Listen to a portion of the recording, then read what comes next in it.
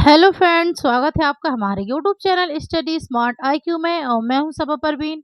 और आज हम फिर पढ़ने जा रहे हैं एसएससी एमटीएस 2025 के लिए जीके जीएस की क्लास, जिसमें हम डिस्कस कर रहे हैं प्रीवियस ईयर क्वेश्चंस। और ये हमारी क्लास 7 है और इससे पहले हम 6 क्लासेस से कर चुके हैं। तो आज इस क्लास में हम पढ़ेंगे 8 अक्टूबर 2024 के शिफ्ट 2 के जीके जीएस के previous year questions. So I hope आपको ये वीडियो पसंद आती हो, और ऐसे ही वीडियो देखने के लिए हमारे चैनल को लाइक करें, शेयर करें, सब्सक्राइब करना ना भूलें। तो चलिए स्टार्ट करते हैं आज की क्लास।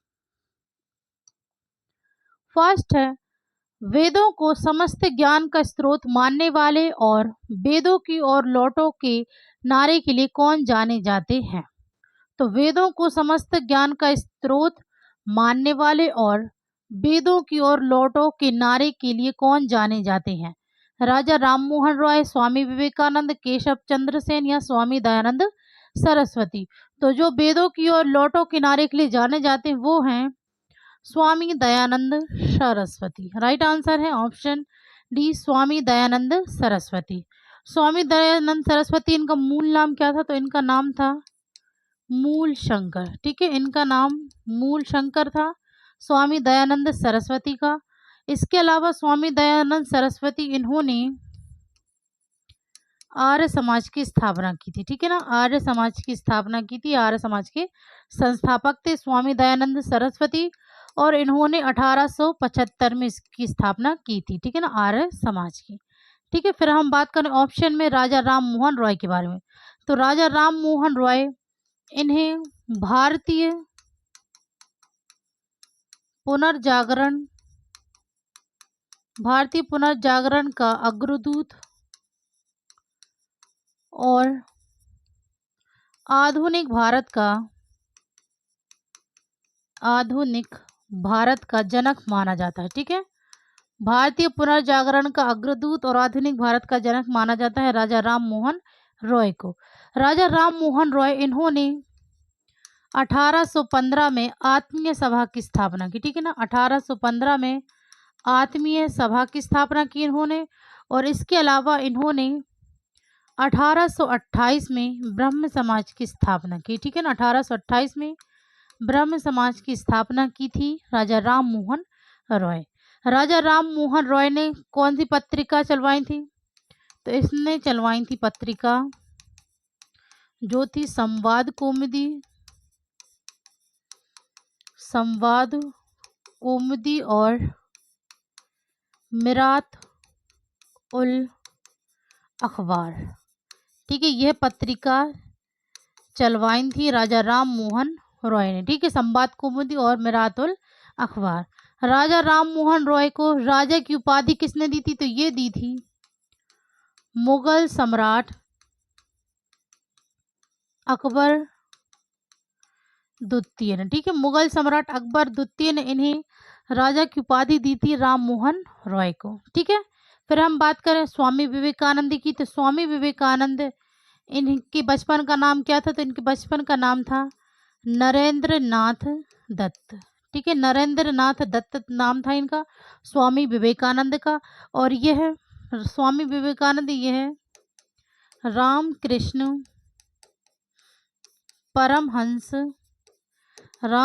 परमहंस के शिष्य थे। ठीक है, शिष्य थे। और इन्होंने, स्वामी विवेकानंद ने अपने गुरु रामकृष्ण परमहंस के नाम पर ही इन्होंने रामकृष्ण मिशन की स्थापना की थी। ठीक है ना, रामकृष्ण मिशन की स्थापना की थी।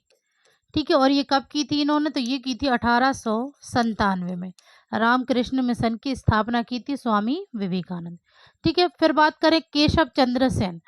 तो केशव चंद्र सेन, इन्होंने भारत वर्षीय ब्रह्म समाज की स्थापना की थी। ठीक है ना, भारतवर्षीय ब्रह्म समाज की स्थापना की थी 1866 में केशव चंद्र सेन ने।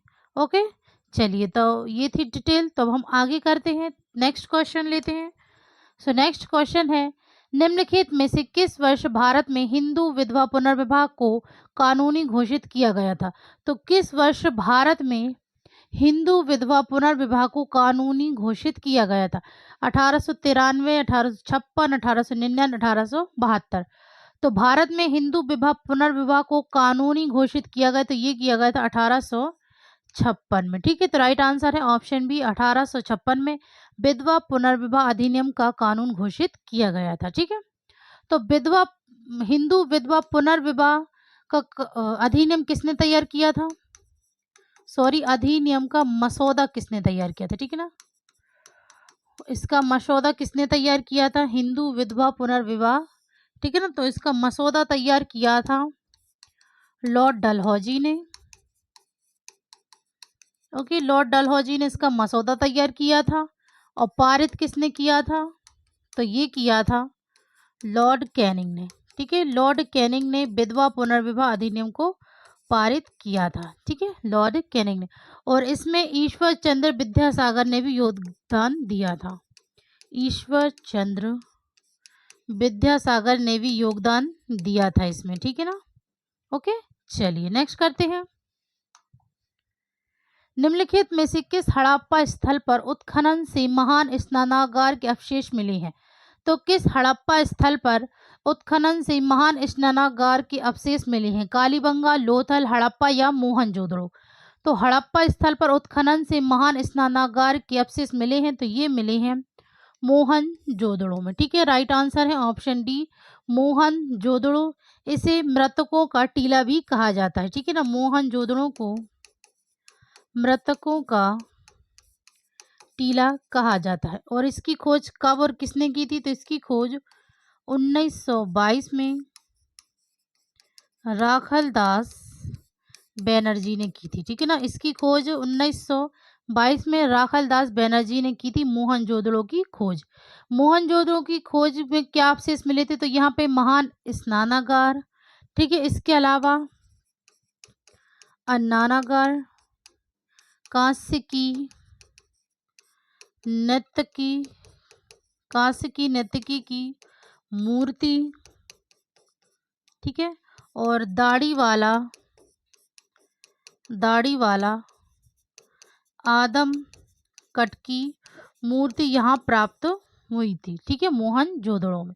फिर हम बात करें कि हड़प्पा की खोज किसने और कब की थी? तो हड़प्पा की खोज 1921 में दयाराम साहनी ने की थी। ठीक है ना, 1921 में दयाराम साहनी ने हड़प्पा की खोज की थी। ठीक है, फिर है लोथल की खोज किसने की और कब की? तो लोथल की खोज 1954 में S.R. राव ने की थी। ठीक है, S.R. राव ने 1954 में लोथल की खोज की थी। तो लोथल यह एक बंदरगाह शहर है। ठीक है, सिंधु घाटी सभ्यता का। फिर कालीबंगा की, तो इसकी खोज 1952 में किसने की थी? तो ये की थी अमलानंद घोष ने। ठीक है, कालीबंगा की खोज की थी अमलानंद घोष ने। कालीबंगा में बसे जो शहर थे प्रमुख, वहां पर क्या क्या मिला था? तो वहां पर नालियां, सड़कें और निकास स्थल मिले थे। ठीक है ना, कालीबंगा में। ठीक है, चलिए तब नेक्स्ट करते हैं। नेक्स्ट है, निम्नलिखित में से कौन सी चोटी हिमालय पर्वत पर स्थित नहीं है? तो कौन सी चोटी है जो कि हिमालय पर्वत पर स्थित नहीं है? नंदा देवी, कामेट पर्वत, अन्नपूर्णा या कलसूबाई? तो जो हिमालय पर्वत पर स्थित नहीं है चोटी, वो है कलसूबाई चोटी। ठीक है, राइट आंसर है ऑप्शन डी, कलसूबाई चोटी। ये हिमालय पर्वत पर स्थित नहीं है। ठीक है, ये कहाँ स्थित है? तो ये है पश्चिमी घाट में, महाराष्ट्र में। ठीक है ना, महाराष्ट्र की सबसे ऊंची चोटी है। ठीक है ना, महाराष्ट्र की सबसे ऊंची चोटी है कलसूबाई। फिर नंदा देवी की बात करें तो नंदा देवी यह भारत की दूसरी सबसे ऊंची चोटी है, सबसे ऊंची चोटी है। और ये कहाँ पर है? तो ये है उत्तराखंड में। ठीक है, उत्तराखंड में। कामेट पर्वत, तो यह भी उत्तराखंड में है। ठीक है, उत्तराखंड में भारत और तिब्बत सीमा के बीच स्थित है। ठीक है ना, फिर अन्नपूर्णा, तो अन्नपूर्णा यह नेपाल में है। ओके, चलिए तो हम नेक्स्ट करते हैं। नेक्स्ट है, गुजरात सरकार ने अंतर्राष्ट्रीय स्तर पर अपने स्वदेशी उत्पादों को बढ़ावा देने के लिए एक जिला एक उत्पाद कार्यक्रम के लिए अगस्त 2023 में कितनी धनराशि आवंटित की थी? तो गुजरात राज्य सरकार ने अंतर्राष्ट्रीय स्तर पर अपने स्वदेशी उत्पादों को बढ़ावा देने के लिए एक जिला एक उत्पाद कार्यक्रम के लिए अगस्त 2023 में कितनी धनराशि आवंटित की थी? तो ये की थी 58 करोड़ धनराशि आवंटित की थी। राइट आंसर है ऑप्शन ए। ओके, चलिए नेक्स्ट है। भारत में माइक्रो फाइनेंस के संदर्भ में SHG-BLP की अवधारणा का उपयोग किया जाता है। SHG-BLP में एल का क्या अर्थ है? तो SHG-BLP में एल का अर्थ क्या है? तो एल का अर्थ जो कि है तो यह है संबंध यानी कि लिंकेज। ओके, राइट आंसर है ऑप्शन बी। चलिए नेक्स्ट करते हैं।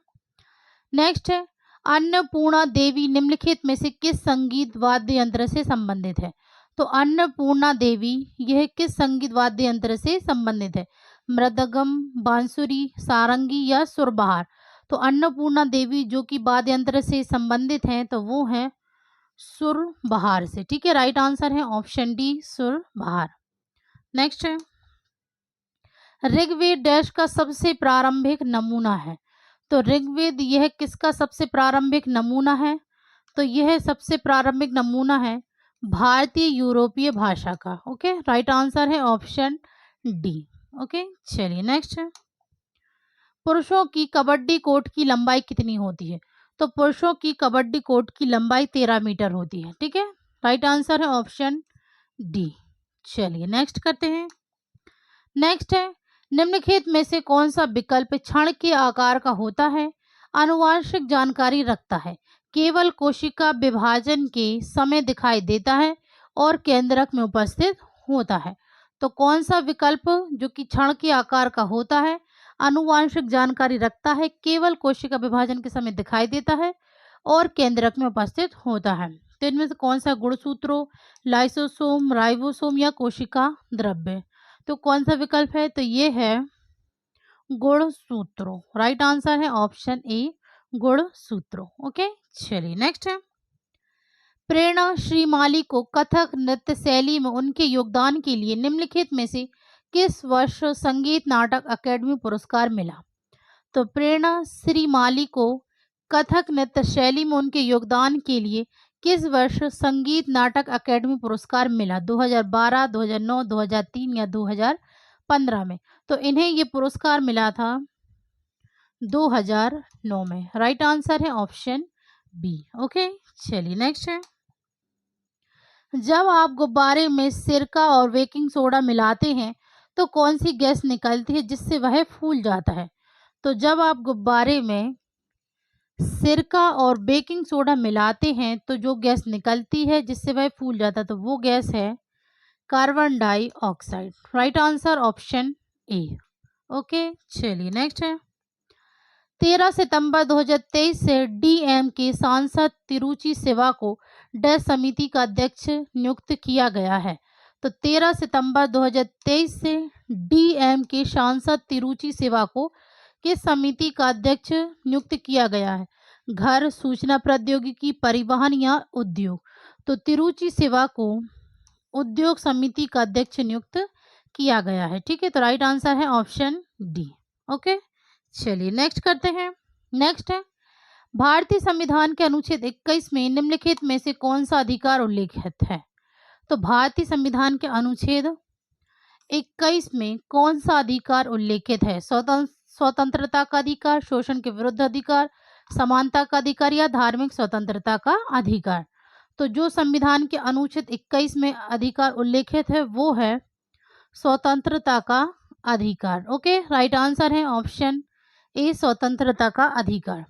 हम बात करें शोषण के विरुद्ध अधिकार, ये किस अनुच्छेद में है? तो ये है अनुच्छेद 23 और 24 में। ठीक है, फिर समानता का अधिकार तो ये अनुच्छेद 14 से 18 में है। फिर धार्मिक स्वतंत्रता का अधिकार तो ये है अनुच्छेद 25 से 28 में। ओके, चलिए नेक्स्ट करते हैं अब हम। नेक्स्ट है, साहित्य अकादमी पुरस्कार विजेता उपन्यास जिंदगी नामा किसके द्वारा लिखा गया था? तो साहित्य अकादमी पुरस्कार विजेता उपन्यास जिंदगी नामा यह किसके द्वारा लिखा गया था? तो यह लिखा गया था कृष्णा सोबती के द्वारा। राइट आंसर है ऑप्शन ए। चलिए नेक्स्ट है, निम्नलिखित में से किसे भारत में कई शास्त्रीय नृत्य प्रदर्शनों से पहले नटराज के रूप में पूजा जाता है? तो भारत में कई शास्त्रीय नृत्य प्रदर्शनों से पहले नटराज के रूप में पूजा जाता है। इंद्र, विष्णु, ब्रह्मा या शिव? तो यह पूजा जाता है शिव जी को। ओके, राइट आंसर है ऑप्शन डी शिव। चलिए नेक्स्ट करते हैं। नेक्स्ट है वर्चस्व के लिए प्रसिद्ध त्रिपक्षीय संघर्ष। ठीक है, वर्चस्व के लिए त्रिपक्षीय संघर्ष किस शक्ति के बीच हुआ था? तो वर्चस्व के लिए प्रसिद्ध त्रिपक्षीय संघर्ष ये हुआ था गुर्जर प्रतिहार, राष्ट्रकूट और पाल के बीच। राइट आंसर है ऑप्शन डी। ओके, चलिए नेक्स्ट है, समान प्रतिरोध आर वाले चार प्रतिरोधकों को विभिन्न संयुक्त प्रतिरोध प्राप्त करने के लिए श्रृंखला और या समानांतर दोनों में विभिन्न संभावित तरीकों से जोड़ा गया है। निम्नलिखित में से प्रतिरोध का कौन सा मान सभी चार प्रतिरोधकों का उपयोग करके प्राप्त नहीं किया जा सकता? तो इनमें से प्रतिरोधों का कौन सा मान है जो सभी चार प्रतिरोधों का उपयोग करके प्राप्त नहीं किया जा सकता है? तो ये प्राप्त नहीं किया जा सकता है 2R। Okay, right answer option C. चलिए नेक्स्ट है HDI 2021 के अनुसार भारत के निम्नलिखित पड़ोसी देशों में से किसमें जन्म के समय महिला जीवन प्रत्याशा सबसे अधिक थी? तो HDI 2021 के अनुसार भारत के पड़ोसी देशों में से किसमें जन्म के समय महिला जीवन प्रत्याशा सबसे अधिक थी? बांग्लादेश, मालदीव, श्रीलंका या भूटान? तो जो पड़ोसी देश है जिसमें जन्म के समय महिला जीवन प्रत्याशा सबसे अधिक थी तो वो है मालदीव। राइट आंसर है ऑप्शन बी। ओके, चलिए नेक्स्ट है, भारत के सर्वोच्च न्यायालय में कार्यरत न्यायाधीशों की सेवानिवृत्ति आयु क्या है? तो भारत के सर्वोच्च न्यायालय में कार्यरत न्यायाधीशों की सेवानिवृत्ति आयु 65। ओके, राइट आंसर है ऑप्शन सी 65 वर्ष आयु। ओके, चलिए नेक्स्ट है, कृषि एवं किसान कल्याण मंत्रालय 2022-23 के अनुसार भारत का कौन सा राज्य गन्ने का सबसे बड़ा उत्पादक है? तो कृषि एवं किसान कल्याण मंत्रालय 2022-23 के अनुसार भारत का कौन सा राज्य गन्ने का सबसे बड़ा उत्पादक है? तो ये है Uttar Pradesh. Right answer option B Uttar Pradesh यह गन्ने का सबसे बड़ा उत्पादक है। ओके, चलिए नेक्स्ट है, तमिलनाडु का चिथिरई त्योहार निम्नलिखित में से किस देवी को समर्पित है? तो तमिलनाडु का चिथिरई त्योहार यह किस देवी को समर्पित है? तो यह समर्पित है मीनाक्षी देवी को। Right answer option C. चलिए नेक्स्ट है, भारत ने हॉकी में अपना पहला ओलंपिक स्वर्ण पदक किस वर्ष जीता? तो भारत ने हॉकी में अपना पहला ओलंपिक स्वर्ण पदक ये किस वर्ष जीता? 1936, 1940, 1932 या 1928 में? तो भारत ने हॉकी में अपना पहला ओलंपिक स्वर्ण पदक यह जीता था 1928 में। ओके, राइट आंसर है ऑप्शन डी। चलिए नेक्स्ट है, राष्ट्रीय खाद्य सुरक्षा अधिनियम भारत सरकार द्वारा किस वर्ष अधिनियमित किया गया था? तो राष्ट्रीय खाद्य सुरक्षा अधिनियम भारत सरकार द्वारा किस वर्ष अधिनियम किया गया था? तो यह अधिनियमित किया गया था 2013 में। ओके, राइट आंसर है ऑप्शन ए। चलिए नेक्स्ट है, गैरवो किस प्रकार की चट्टान का उदाहरण है? तो गैरवो यह किस प्रकार की चट्टान का उदाहरण है? तो यह उदाहरण है आग्नेय चट्टान का। ठीक है, तो राइट आंसर है ऑप्शन ए। ओके, तो ये थी आज की हमारी क्लास। सो आई होप आपकी वीडियो पसंद आई हो और ऐसे ही वीडियो देखने के लिए हमारे चैनल को लाइक करें, शेयर करें, सब्सक्राइब करें। तो मिलते हैं आपसे कल अगली वीडियो में, तब तक के लिए good luck and goodbye. Thank you.